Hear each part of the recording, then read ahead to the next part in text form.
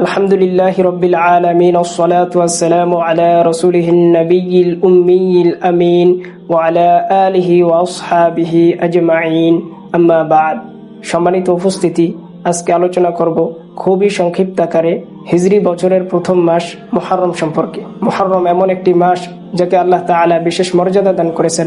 আল্লাহ তাআলা ইরশাদ করেন, ইন্না ইদ্দাতাশ শুহুরি ইনদাল্লাহি 12 শাহরান ফি কিতাবিল্লাহ ইয়াওমা খালাকাস সামাওয়াতি ওয়াল আরদা মিনহা আরবাআতুন হুরুম। নিশ্চয়ই আসমান সমূহ ও জমিনের সৃষ্টির দিন থেকেই আল্লাহর বিধানে আল্লাহর কাছে গণনায় মাস 12টি, তার মধ্যে 4টি মাস সম্মানিত। মুফাসসিরিনগণ বলেন, এই 4টি মাস হলো জিলকদ, জিলহজ, মুহররম ও রজব। মুহররম সম্পর্কে রাসূল সাল্লাল্লাহু আলাইহি ওয়াসাল্লাম ইরশাদ করেন, আফদালুস সিয়ামি বা'দা রমাদান শাহরুল্লাহিল মুহররম। রমজানের পর সর্বোত্তম রোজা হলো আল্লাহর মাস মুহররমের রোজা। এই হাদিস থেকে বোঝা যায় যে মুহররম মাসে বেশি বেশি নফল রোজা রাখা অত্যন্ত ফজিলতপূর্ণ। আশুরার গুরুত্ব। মুহররমের 10 তারিখকে আশুরা বলা হয়।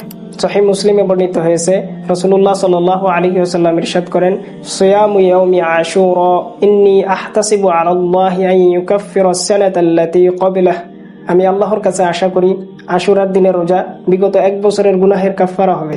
আরেক হাদিসে এসেছে, রাসূল সাল্লাল্লাহু আলাইহি ওয়াসাল্লাম বলেন, লা ইন বাকিতু ইলা ক্বাবিলিন লা আসুমান্না আত-তাসি'। আমি যদি আগামী বছর জীবিত থাকি তাহলে 9 তারিখও রোজা রাখবো। যদিও পরের বছর রাসূল সাল্লাল্লাহু আলাইহি ওয়াসাল্লাম ইন্তেকাল করেন, কিন্তু তার প্রবল আগ্রহ ছিল 9 তারিখও রোজা রাখার। তাই সুন্নত হলো 9 ও 10ই মুহররম অথবা 10 ও 11ই মুহররম রোজা রাখা। কারবালার শিক্ষা। মুহররম মাসে সংঘটিত সবচেয়ে হৃদয় বিদারক ঘটনা হলো হযরত হুসাইন রাদিয়াল্লাহু আনহু এর শাহাদাত বরণ। তিনি সত্য ও ন্যায়ের জন্য নিজের জীবন উৎসর্গ করেছিলেন। তার এই শাহাদাত বরণ আমাদের শিক্ষা দেয় যে একজন প্রকৃত মুমিন কখনো বাতিলের কাছে মাথা নত করে না। তবে মনে রাখতে হবে, শোক প্রকাশের নামে বুকে আঘাত করা, শরীর ক্ষতবিক্ষত করা অথবা ইসলামে প্রমাণিত নয় এমন ধরনের কাজ করা সম্পূর্ণ অবৈধ, নাজায়েজ।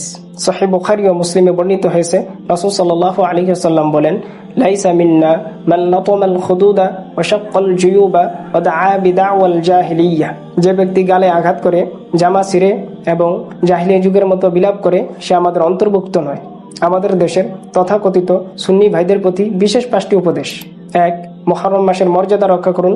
2. 9 ও 10ই মুহররম অথবা 10 ও 11ই মুহররম রোজা রাখার চেষ্টা করুন। 3. তওবা ইস্তেগফার ও নেক আমল বৃদ্ধি করুন। 4.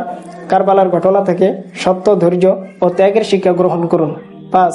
বিচ্ছেদ, বিভেদ ও বাড়াবাড়ি থেকে দূরে থাকুন এবং কোরআন ও সুন্নাহকে আঁকড়ে ধরুন। আল্লাহ তাআলা ইরশাদ করেন, ওয়াতাসিমু বিহাবিলিল্লাহি জামিআন ওয়া লা তাফাররাকু। তোমরা আল্লাহর রজ্জুকে দৃঢ়ভাবে আঁকড়ে ধরো এবং পরস্পর বিচ্ছিন্ন হয়ো না। পরিশেষে বলছি, সম্মানিত উপস্থিতি, মুহররম নতুন বছরের সূচনা।